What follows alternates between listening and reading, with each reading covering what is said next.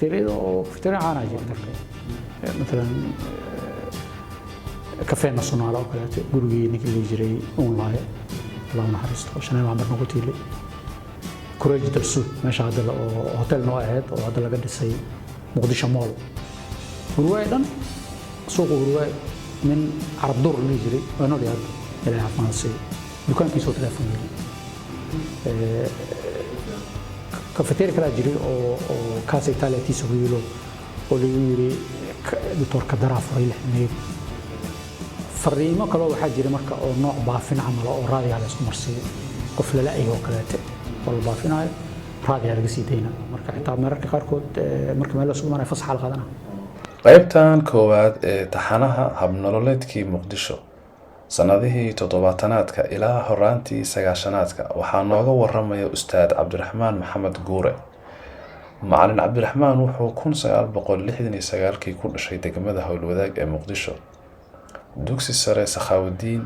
iyo jaamacadda ummadda Soomaaliyeed ayuu wax ku bartay. Hadda waa cilmi baare. Ustaad Cabdiraxmaan waxaan weydiiyay farsamooyinkii iyo teknoolojiyadii ay dadku adeegsan jireen si ay u wada xiriiraan dhowr iyo 40 sanadood ka hor. xiriirka oo bulshada ama ehel ha noqdo ama asxaab waxa loo kala saaraa mandiqada lagu kala nool yahay مثلا marka rabto in la xiriirto qof gobol jira ama dibad jira hostal isticmaalay warqad la qoro mashqad la soo gato lagu riyo boostada la geeyo laba diriishada jiray gudaha iyo dibadda la saga maridaayo horta farka boolada la soo gato waa istaambigi haduu gudaha yahay haduu dibadda yahay inta badan waxay ahaayeen shacaaraad iyo waxyaabo oo dalka muujinaya astaamo مثلا gaashaanka oo kale iyo labada shabeel ugaar oo dalka caan ku ah qudaarta dalka meelaha macaalimta ah oo landmarkiga taalooyinka oo kale saasay ahaayeen oo gudaha dibadda loo qeybay marka xiriirka oo gobol ama dibadda wuxuu ahaa bashqada warqada la isku diro oo qofkaasna uu soo jawaabayo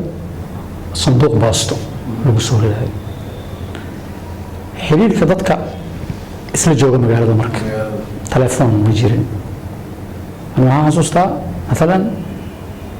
مركان دمو هذا هروان كسو أدو سو دراسة دوسي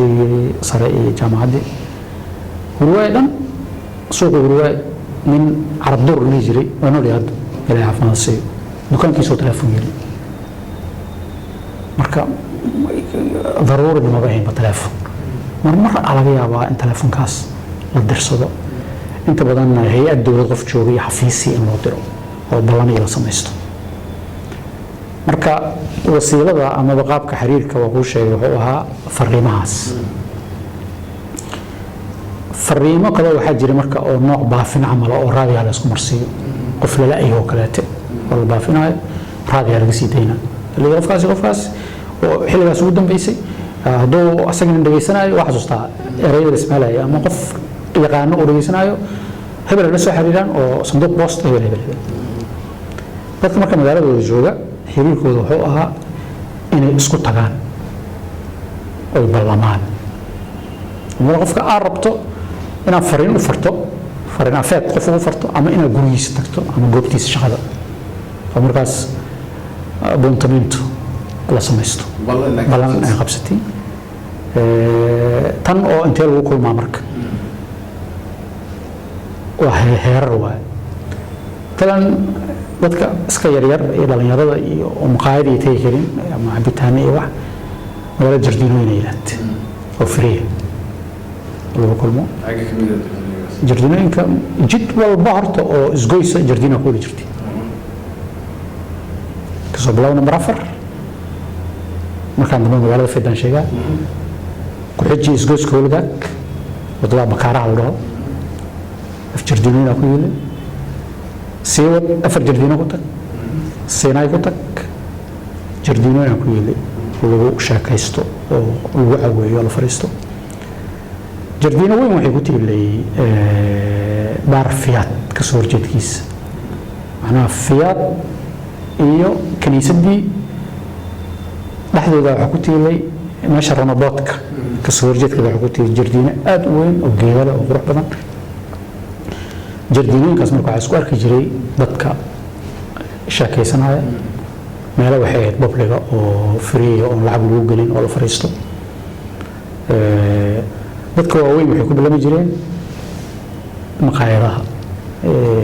ereyga iska caanka ah biibito waay markuu xaafadaha keenay biibito aniga biibito magacaanba luqadda laga keenay biibito soomaali miyaa ma sheegi karo doo soomaaliya intuu kasoo gala soomaalida ma aqaano dadka waaweyn waxay dhihi jireen waxaan ku kulmaynaa kafeteeriyada oo kafeteeriya caanaa jiray marka oo qaarkoodna waa maqli jirnay qaarna markii dambe waaweynana waa tagnay matalan كافيه ناسيونال oo kale gurigii ninkii la jiray uunaaye Allah naxariisto oo shanay maxamed nagu tiilay Courage del Sud meesha hadda oo hotel noo ahayd oo hadda laga dhisay Muqdisho Mall kafeteeriya kala jiray oo kaas Italia tiisa wiilo oo lagu yiri doctor Kabara furay lixdii marada yaasha ka sheekeynayeen hada meesha uu riso kafee istaag lagu cabo markuu Italia ka soo noqday marka dadka waaweyn maqaayaday ku kulmi jireen dadka iska dhalinyaradana jardiinooyinka lagu kulmi jiray wasiilada xiriirkana waa ku sheegay inay tahay fariintaas oo warqadda ah Soomaalida badan ay Sacuudiga ay jirtay Sacuudiga badan la jiray oo Sacuudiga waxtaan ninka aado markuu soo noqdo baa waxa G50 oo gadanaya jiddaani alliyoon lacag la waay marka Sacuudigaas fariimaha loo soo diro warqadda waay oo dariiqa boostada oo bariid jawi diyaar qaadayso tan kalena waa ballamo la sameysanayo مثلا gobolada kale marka la aadayo qofkii boostada aan aadayn warqadda iyo fariintu wuxuu u dhiibaa qofku yaqaan oo u socdo gobolka lama xanaada Hargeysa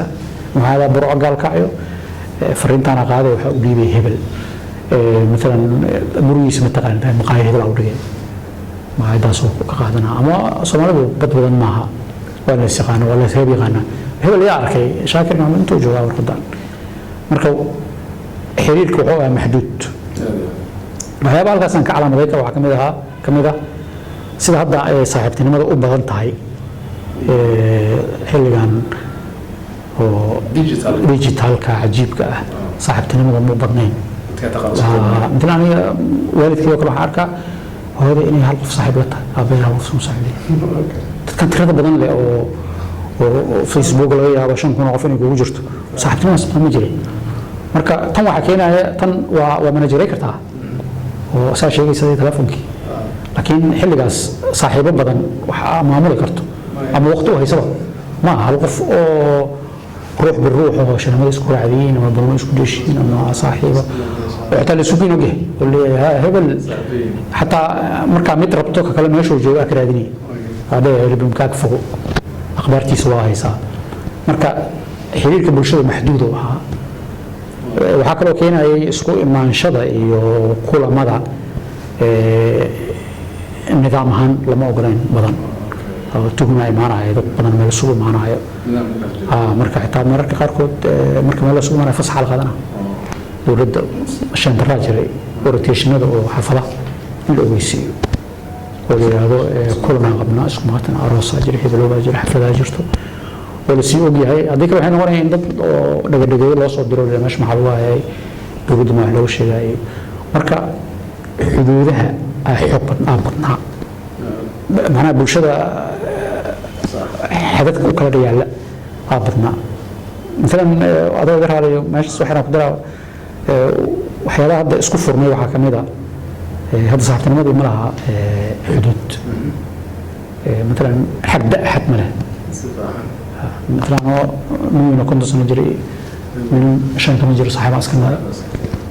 برياس ما جري محس صاحبتنا وحياة فع أما جيل مثلا أنا ما هذا استعيرانتي هو يدي إسلام بيلس كان مركز أوتي ماله ماشي كل شيء كيسان من جو كرنا ما لا بقول هذا نعرفه هذا يكون سوبر يعني خيار واي براد صفر دي وأنا وشكته مركز إن xiriirka uu ku ekaado fariimo ama isbalansi waxaa qayb ka qaadanaya habkan meel iska dhigan horseed ah kuligeyna waa taageero weyn oo dambaan noqday horseed waxaa weeye maalin aldhihi jiray banooniga la fiirsado wuxuu ahaa seria ada talaaniga banooni kale oo xamar laga fiirsan jiray ma jirin